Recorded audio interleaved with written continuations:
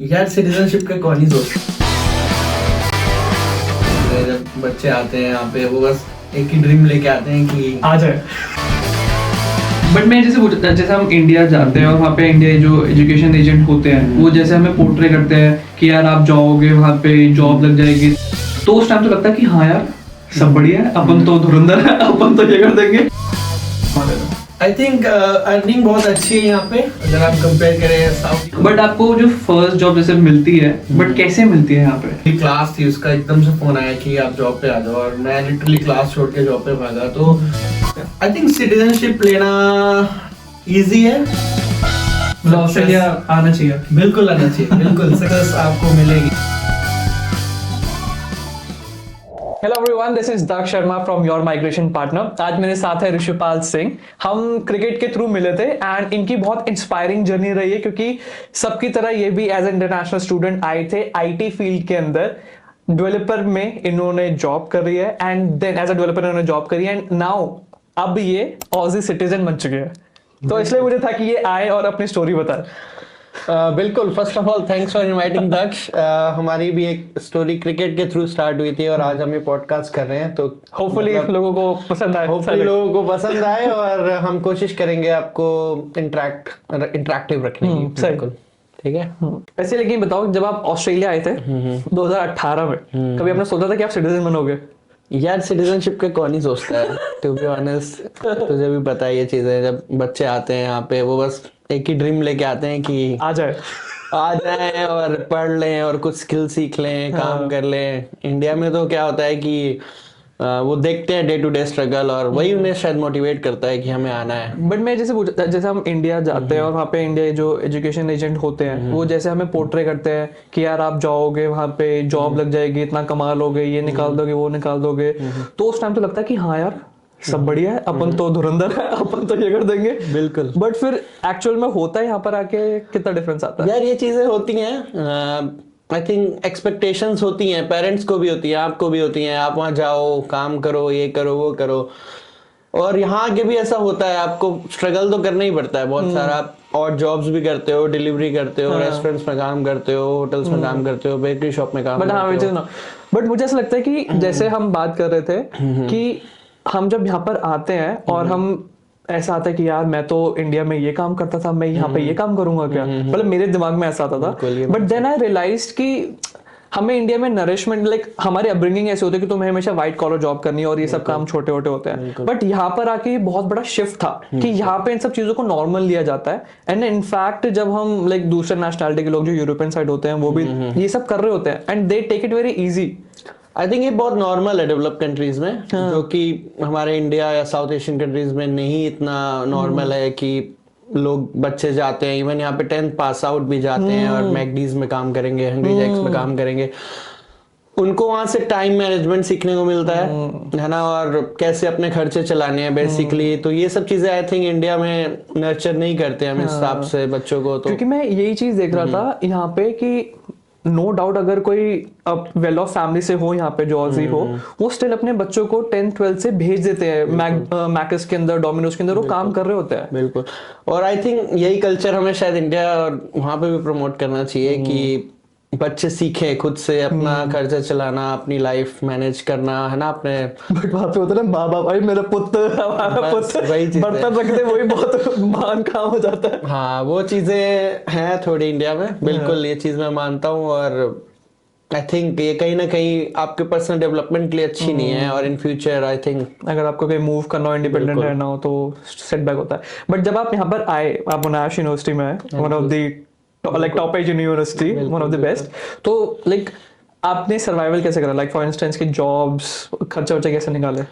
यार बहुत tough phase था जब यूनी में आए। आई थिंक आप इंडिया में जो भी यूनीज में काम करते रहे, असाइनमेंट्स इधर उधर से देख के ये वो, आई थिंक आपने कुछ सीखा नहीं वहां पे। लेकिन यहाँ आके आपको एक्चुअल असाइनमेंट्स खुद से बनानी पड़ती, सबके असाइनमेंट्स अलग, है ना। आप सेम गूगल भी नहीं कर सकते उसको, और आपको अपनी नॉलेज और सब कुछ उसमें डालना है। तो उसके बाद आपको और जॉब्स भी करनी है, उसके बाद आपको असाइनमेंट्स पास भी करने हैं, नहीं तो आप उसमें, वरना वो आपका वो सेमेस्टर आगे डिफर हो जाता है, फिर स्टूडेंट वीजा एक्सटेंशन, उसकी अलग फीस, प्लस आप उसकी फीस देंगे दोबारा से जो कि 2-2.5 लाख के करीब है ना हर कोर्स की। तो आई थिंक हाँ वो चीजें आनी बहुत जरूरी है लाइफ में, बट आई थिंक उस स्ट्रगल से सीखना ही आई थिंक आपको एक ह्यूमन बीइंग बनाता है, जो कि आई थिंक बहुत अच्छी जर्नी थी। हाँ मतलब मुझे ऐसा लगता है कि ये फिजिकली एंड मेंटली दोनों बहुत टायरिंग होती है। Like physically in terms obviously आपको आप अगर अच्छी यूनिवर्सिटी में पढ़ रहे हो तो आपको असाइनमेंट्स अप टू डेट, आपको एग्जाम्स पास करने हैं, प्लस अपने घर के सारे काम, ग्रोसरी लेके आना, खाना वाना बनाना, सारी चीजें।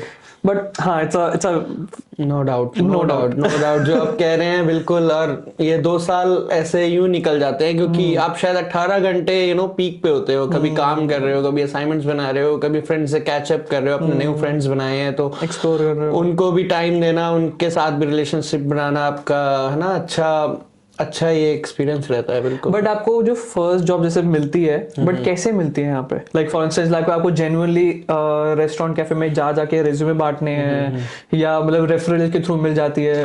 अब मैं अपना एग्जांपल बताऊं तो मुझे एक गाय मिला, ऐसे ही पाकिस्तानी गाय था, हम लोग बस का वेट कर रहे थे कहीं पे, तो I think he was actually looking for someone जो उसके बेकरी में काम कर सके।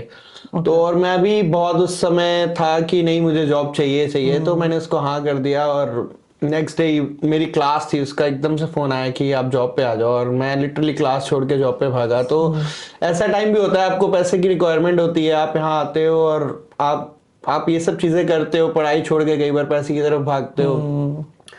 तो हाँ, but I guess which is very normal I would say, क्योंकि सी सबके हर कोई अपने अपनी अलग अलग फैमिली के क्लास से आता है। किसी कुछ ऐसे स्टूडेंट होते हैं जिनको they have a full strong backbone, as in कि बेटा तू जा एंजॉय कर, ऐश कर, कोई पैसे की टेंशन मतलब। कुछ ऐसे आते कि नहीं जिनको यहाँ पे भी अपने खर्चे निकालने प्लस उनको इंडिया में भेजने भी है। बिल्कुल। तो वो आपको आई गेस डिपेंडिंग कि आप कौन से सिचुएशन में फॉल करो तो आपको उसके हिसाब से मैनेज करना पड़ेगा, पढ़ाई भी खर्चे भी। बिल्कुल। आई थिंक मेरे लिए पेरेंट्स ने हेल्प की कि चलिए हम आपकी फीस दे देंगे, बट आपको फिर स्टिल यहाँ पे डेली खर्चे डे टू डे निकालने हैं। तो हाँ, उसके लिए भी बहुत मेहनत थी।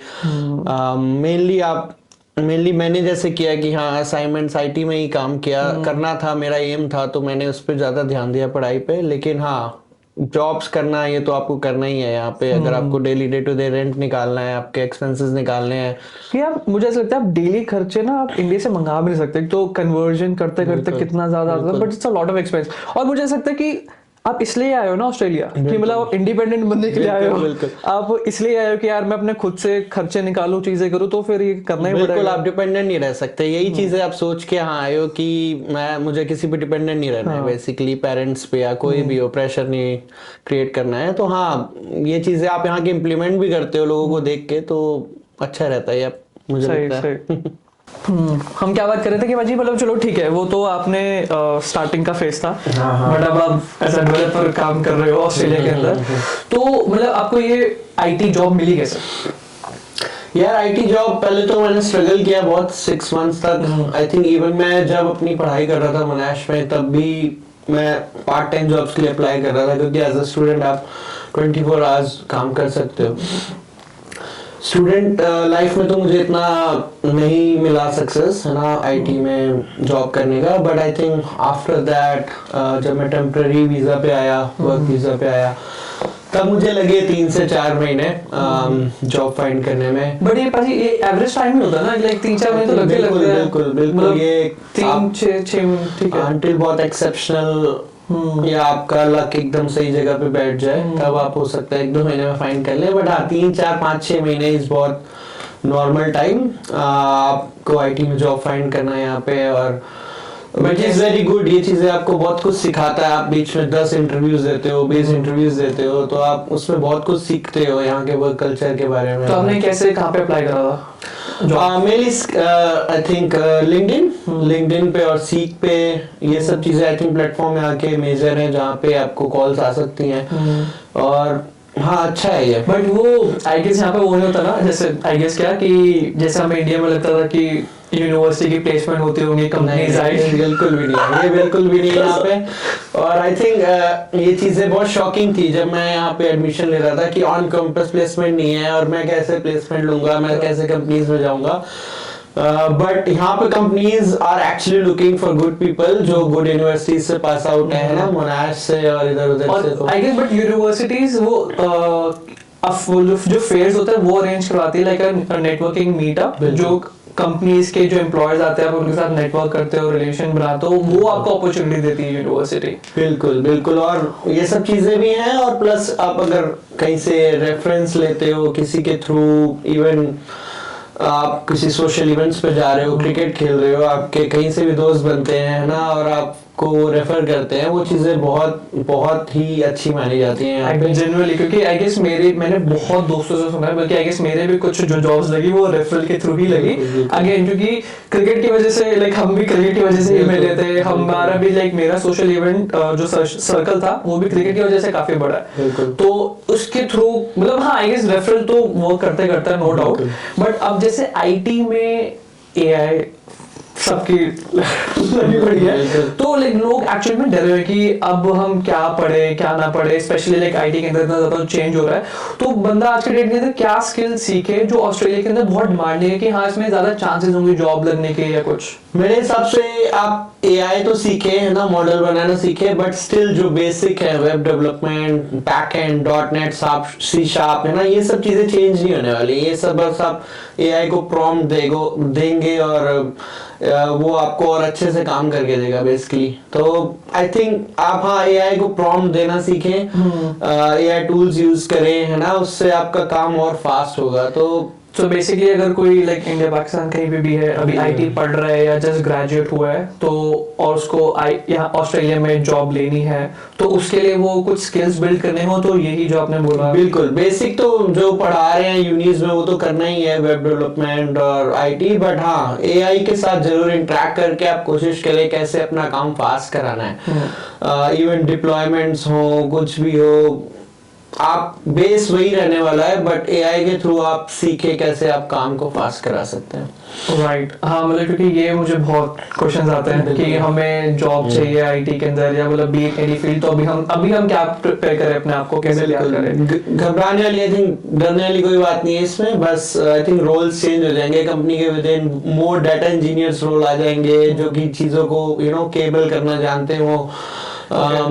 तो आई थिंक यार चीजें सेम रहने वाली हैं, बट न्यू रोल्स आएंगे। बट बाजी इसमें कमाते लाइक अर्निंग कितनी होती है, like as a developer, like IT के बंदे के अगर कोई एंट्री लेवल पे हो और एक्सपीरियंस लेवल पे हो, तो लाइक कितना बंदा कमा लेता है? आई थिंक अर्निंग बहुत अच्छी है यहाँ पे, अगर आप कंपेयर करें साउथ एशियन कंट्रीज से और इधर उधर से, तो अर्निंग अच्छी है। एंट्री लेवल पे भी आप 80 to 90 के इजिली उठा सकते हो एंट्री लेवल पे बिल्कुल। और अगर आप 3, 4, 5 साल के एक्सपीरियंस के साथ और स्किल्स सीखते हो या मेजर डोमेन्स में काम करते हो जैसे फाइनेंस या स्पोर्ट्स में, तो आप इजिली 120 से 130 के भी उठा सकते हो यहाँ पे। और जो कि बहुत अच्छा है आपकी ड्रीम लाइफ जीने के लिए, आपको घर लेना हो, आपको आगे गाड़ी लेनी हो अच्छी, तो बहुत अच्छा है। ऑन एवरेज अगर आपके पास 90-89 का पैकेज है तो इट्स वेरी गुड, मुझे भी आईटी का लेना चाहिए। बिल्कुल ये सब चीजें, हाँ ये सब चीजें आपको शुरू से बता दीजिए, किसी ने मुझे बता दी होता आईटी करनी है, इधर पैकेज होता तो मैं करता। बट ओके, बट लेकिन काम कैसा है, एज इन की वर्क लाइफ बैलेंस कैसी है? फॉर इंस्टेंस कि मैंने इंडिया में जैसे जो मेरे दोस्त हैं अकाउंटिंग फील्ड में जो काम कर रहे हैं, जब मुझे बताते हैं अपना वो वर्क पैटर्न शेड्यूल, मैं सुन के ही डर जाता हूँ, आई डोंट नो कैसे कर रहे हैं। तो कैसा आईटी में कैसा सीन है? बिल्कुल, आई थिंक 1-1.5 साल जब मैंने काम किया इंडिया में, तो वर्किंग कल्चर थोड़ा स्ट्रेसफुल है और आपको आई थिंक 10 से 12 घंटे ऑफिस में बिताने पड़ते हैं, जो कि आइडियल नहीं है बिल्कुल। आप अगर कुछ एक्स्ट्रा करिकुलर करना चाहते हो है ना, अपार्ट फ्रॉम योर लाइफ, और फैमिली को टाइम देना चाहते हो, वेयर एज यहाँ पे फैमिली को भी अगर टाइम देना है तो बहुत ईजी है। आपको 5 बजे के बाद नहीं ईमेल करनी, नहीं किसी से कांटेक्ट रखना है, एक रूल है यहाँ पे। और ये सब चीजें बहुत अच्छी हैं यहाँ पे, जिससे आप आई थिंक इजीली ग्रो भी कर सकते हो और स्ट्रेस मैनेज चीजें, क्योंकि मुझे यहाँ पे ये चीज अच्छी लगी थी कि लेजिट अगर आपने 10-15 मिनट भी एक्स्ट्रा काम करा तो कभी कभी एम्प्लॉयर मैनेजर खुद आ जाता है, बेटा जा, बिल्कुल हाँ घर जा, इतना काम मत कर। बिल्कुल, हमारे में भी यही है, अगर आप इवन सपोर्ट पे हो या ऑफ आवर्स काम कर रहे हो और एक्चुअली में अगर आप काम कर रहे हो तो वो उतना टाइम ऑफ किसी और दिन ले सकते हो। तो ये सब चीजें वो खुद एनकरेज करते हैं, जिससे कि यू नो आपको भी कॉन्फिडेंस फील होता है, आप कुछ वैल्यू दे रहे हो कंपनी को। मतलब हाँ, मुझे ये चीज बहुत अच्छी लगती है कि नो डाउट कि टाइम के पंक्चुअलाइजेशन, फॉर इंस्टेंस अगर 10 बजे शुरू करें तो 10 बजे शुरू करना है। इट कांट बी लाइक चलो मैं 10:30 बजे पहुंच रहा हूँ कुछ, क्योंकि आपको इन्फॉर्म करना पड़ता है अगर लेट हो रहे हो एक्सरसाइज, बस 10 बजे।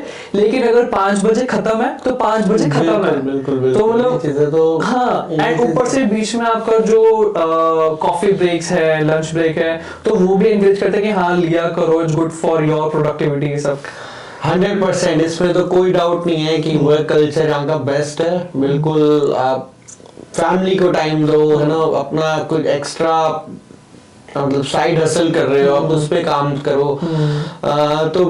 तो ये चीजें तो एंड ऑफ द वर्ल्ड है। ये मेरे साथ हो रहा है, मेरे 9 to 5 जॉब होती है, अब साइड हसल यही चल रही है। क्योंकि आई गेस ये अगर मैं इंडिया में होता तो it would be hard to manage कि यार मैं जॉब में ही मेरा पूरा दिन जा रहा है, तो एनर्जी नहीं बचती कि मैं अलग से कुछ करूं। उल्टा वो एनकरेज करते हैं कि आपकी ट्रेनिंग है 6 से 9 क्रिकेट की, आप जाओ। आप मतलब कुछ भी फैमिली को टाइम देना है, आप जाओ। आपके किड्स हैं, आप स्कूल ड्रॉप ऑफ भी करके आ सकते हो अपने ऑफिस टाइम में। सो ये सब चीजें बहुत अच्छी हैं यहाँ पे। अब जैसे आपकी डेवलपर की जॉब चल रही है, तो आपके इसी में ही आपको पीआर आई थी? बिल्कुल इसी में मैंने डेवलपर का अप्लाई किया था। स्किल असेसमेंट मैंने करवाई थी एजेंट से थोड़ा बातचीत करके। वो ऑस्ट्रेलियन कंप्यूटर सोसाइटी यहाँ पे करती है। सो आप बेसिकली एक स्पेसिफिक कोड के एलिजिबल होते हो अपने रोल्स रिस्पॉन्सिबिलिटीज के हिसाब से। एक बार प्रोसेस देखते हैं कि आपको सब क्लास 190 आया था, जो कि स्टेट नॉमिनेशन होता है विक्टोरिया से। अब जैसे हर स्टेट के अपने अपने रिक्वायरमेंट्स होती हैं, तो शुरू करते हैं कि अगर आपको 190 लेना है, लाइक आईटी के अंदर पीआर लेनी है, 190 लेनी है, तो क्या क्या रिक्वायरमेंट्स होती है? सबसे पहले क्या करना होता है?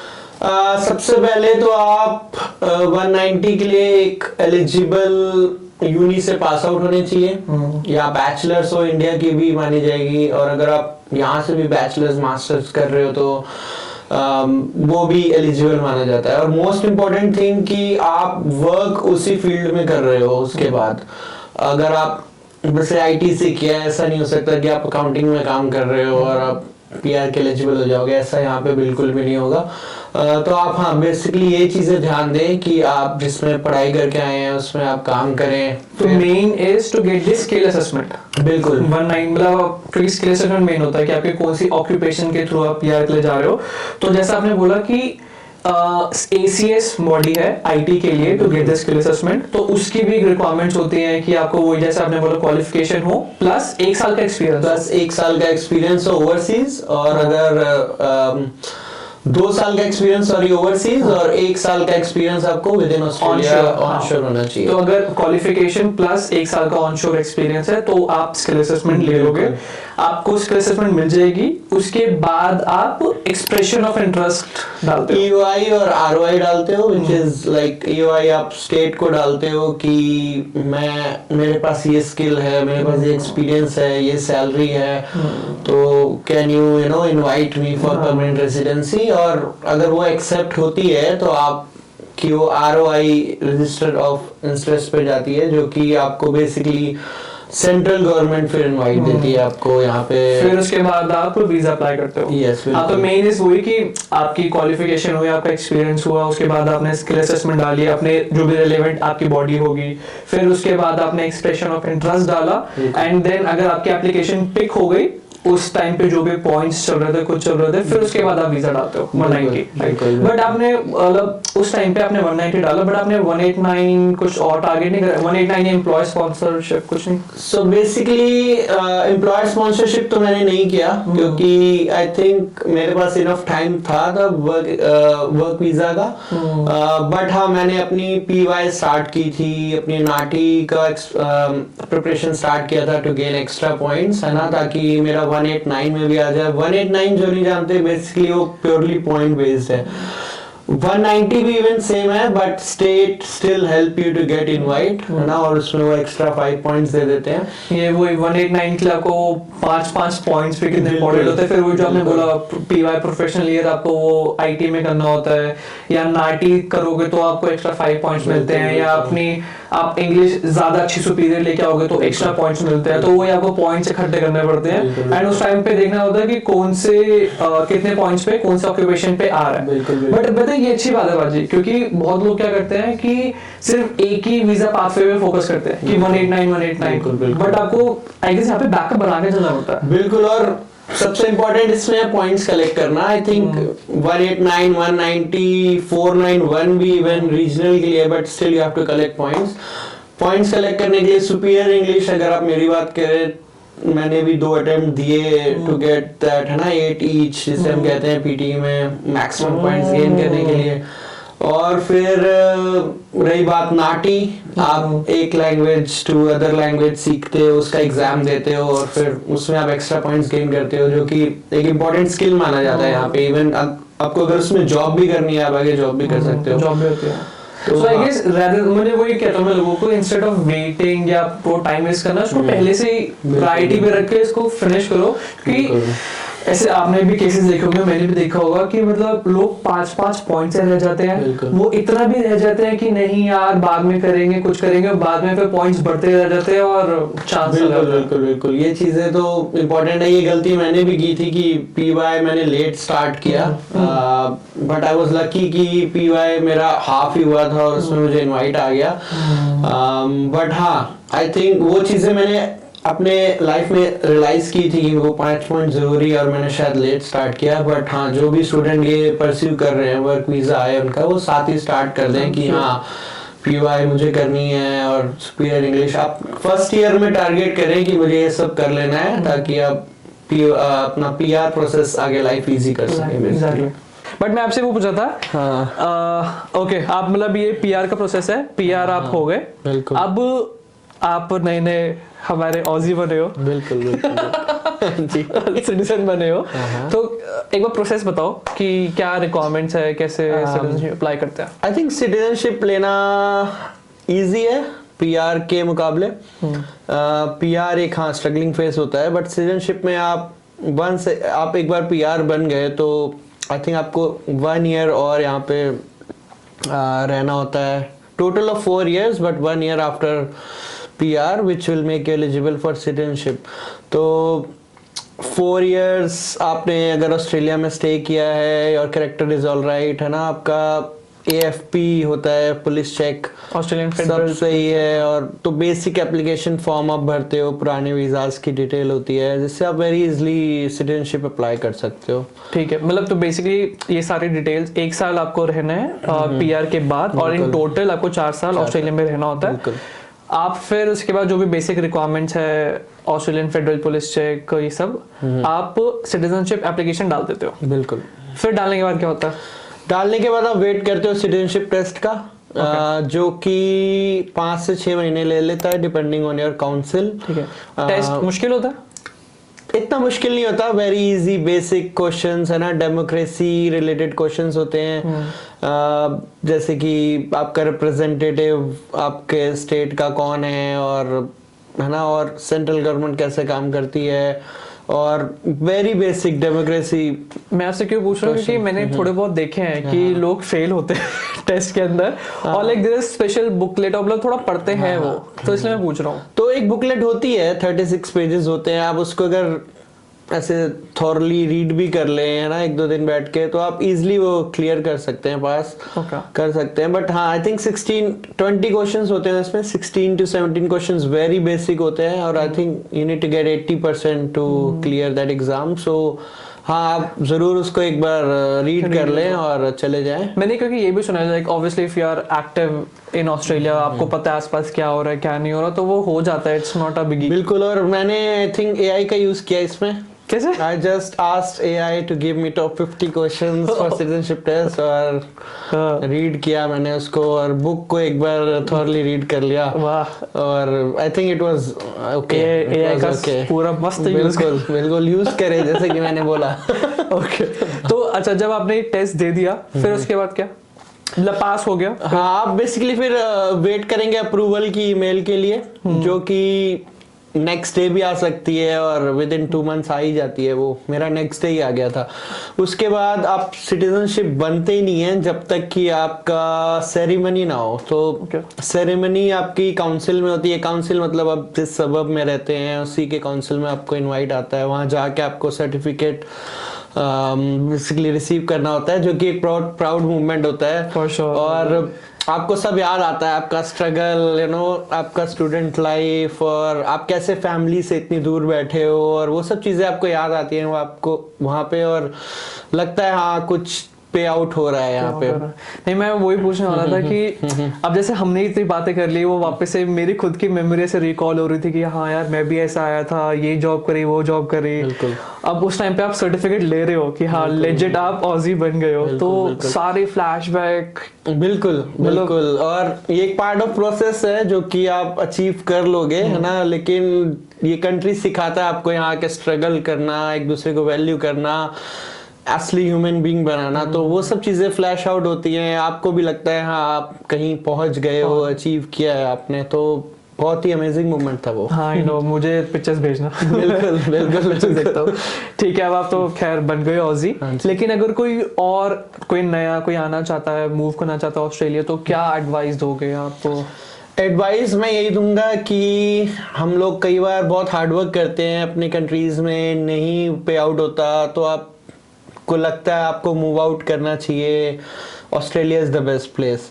आप यहाँ आओ, स्किल सीखो, है ना। अपना आपके पास अनलिमिटेड अपॉर्चुनिटीज हैं, सपोर्टिव पीपल है, आप 9 to 5 वर्क भी कर रहे हो, उसके बाद आपको जैसे मैंने बोला साइड हसल करना है, कुछ करना है, आपको बहुत सपोर्ट मिलेगा। और आप लिटरली आपको लगेगा आप अपना पैशन भी फॉलो कर रहे हो और आप अर्न भी कर रहे हो, अच्छा अपने ड्रीम्स पूरे कर रहे हो। तो हाँ, मेन मेरा यही रहेगा कि आपको अगर अपने स्किल्स पे काम करना है और पैशन फॉलो करना है तो आप जरूर मूव आउट करो। और आई थिंक मतलब ऑस्ट्रेलिया आना चाहिए। बिल्कुल आना चाहिए, बिल्कुल। सक्सेस आपको मिलेगी 7, 8, 10 साल में, बिल्कुल मिलेगी। बट आप लगे रहो, एक चीज पकड़ लो और उसको फॉलो करते रहो।